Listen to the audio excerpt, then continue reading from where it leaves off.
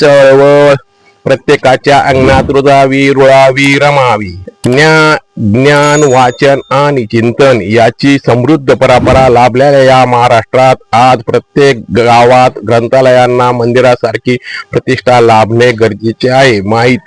माहिती तंत्रज्ञानाच्या युगात ज्ञानाची साधने अतिशय सुलभ झाली असली तरी मानव विकासाकरिता सार्वजनिक ग्रंथालयाचे महत्व अनन्यसाधारण राहिलेले आहे. 30-40च्या दशकापूर्वी निरक्षरते प्रमाण अधिक होते, त्यामुळे त्यावेळी ग्रंथालय चळवळीची आवश्यकता अत्यंत होती आणि त्या चळवळीसमोर आव्हाने वेगळी होती. आज डिजिटल साक्षरता काळामध्ये स्क्रीनच्या चौकटीत अडकलेल्या व वाचनाची उदासीन असलेल्या व्यक्तीपर्यंत पुस्तक पोहोचविणे व त्यांच्यापर्यंत वाचनाची आवड निर्माण करे फार मोठे आव्हानात्मक कार्य ठरले आहे आणि हीच कार्य ग्रंथालय चळवळीकडे उभे आहे.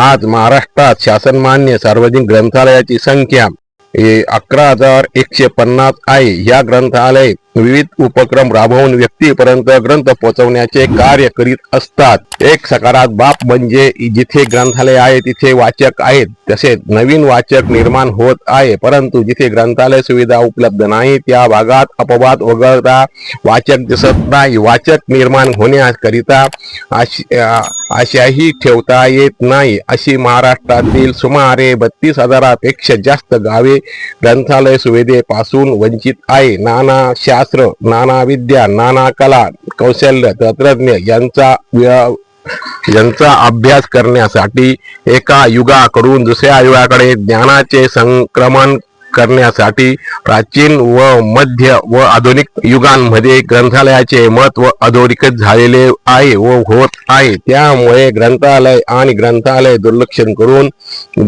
करून चालणार नाही. तसेच ह्या माहितीचे युग असल्याने ज्ञानाधारित आहे. माहिती, तंत्रज्ञान, स्पर्धा या तिन्ही गोष्टीचा संगमातून कॅरियर घडत असतात. शासकीय व विविध खाजगी क्षेत्रात उद्योग व्यवसाय विविध क्षेत्रातील कॅरियरसाठी स्पर्धेत उतरणाऱ्या विद्यार्थ्यांना दर्जेदार पुस्तके, संदर्भ साहित्य, वर्तमानपत्रे, इंटरनेट सुविधा, मार्गदर्शन आणि शांत अभ्यासाचे वातावरण आवश्यक असते. यासाठीच गावांमध्ये सुसज्ज ग्रंथालय व अभ्यासिका असावी. यासाठी समाजाने लोकप्रतिनिधीकडे आग्रह धरला पाहिजे. प्रतिष्ठित व्यक्ती, समाज संस्था यांनी आपल्या आयुष्याचे काही योगदान ग्रंथालय उभारण्यासाठी दिले पाहिजे. तसेच जे CRS योजनेमध्ये वाचनालयांना अतिशय महत्व दिलेले आहे त्याचाही उपयोग CRS नवीन ग्रंथालय अभ्यासिका उभारण्यासाठी दिले पाहिजे. तसेच बँकाचा काही भाग लोक कल्याणासाठी वापरण्यात येतो. ते झाडे पिंजरे किंवा पिंजरे देऊन त्याचा उपयोग होतो का नाही हे पाहत नसल्याने त्यापेक्षा ग्रंथालयांना त्यांनी विविध साहित्य दिले पाहिजे. त्या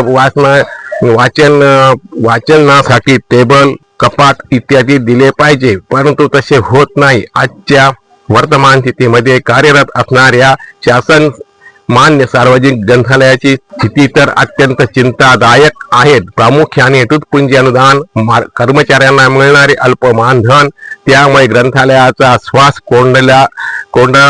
कोंडलेला असून कोंडत जात आहे. ग्रंथालय सेवकांना पुरेसे वेतन, ग्रंथालयांना आपला वर्षभराचा खर्च भागवता येईल एवढे अनुदान दिलं पाहिजे. तसं होत नाही. अशा मूलभूत मागण्यांसाठी अनेक वर्ष महाराष्ट्र राज्य ग्रंथालय संघ तसेच विविध कर्मचारी संघ शासन दरबारी संघर्ष करीत आहे, आंदोलने करीत आहे. परंतु राजकीय इच्छाशक्ती ही छंद झालेली असल्यामुळे त्याकडे लक्ष देत नाही किंवा भलावण करून त्यांना आपल्या कामाला झुपून देतात आणि किमान वेतन सुद्धा या ग्रंथालय कर्मचाऱ्यांना मिळत नाहीत. निदान तरी कर्मचाऱ्यांना किमान वेतन इतके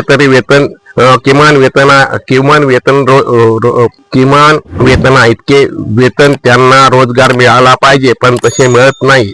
ही चळवळ प्रत्येकाच्या अंगणात रमावी, रुळावी, खेळावी अशी वाटत असेल तर महाराष्ट्र राज्य ग्रंथालय संघाने लावून धरलेली मागणी गाव तेथे ग्रंथालय या योजनेचा शासनाने स्वीकार केल्यावर आणि शासनकर्त्यांनी आपल्या हृदयामध्ये ग्रंथालयांची प्रतिष्ठा व कर्मचाऱ्यांची प्रतिष्ठा सामान्य माणसासारखी सर्वसाधारण माणसासारखी मानली तरच उपयोग होईल आणि त्यामुळे त्यांना न्याय मिळू शकतो. परंतु ही आशा भाबडी असावी, हिला पंख फुटतील अशी आशाही नाही आणि असलेला नेतृत्व हे याकडे दुर्लक्ष केलेले आहे. त्यामुळे या नेतृत्वाकडून उभारी मिळेल अशी अपेक्षा नाही. त्यांचे शंभत्व संपत नाही.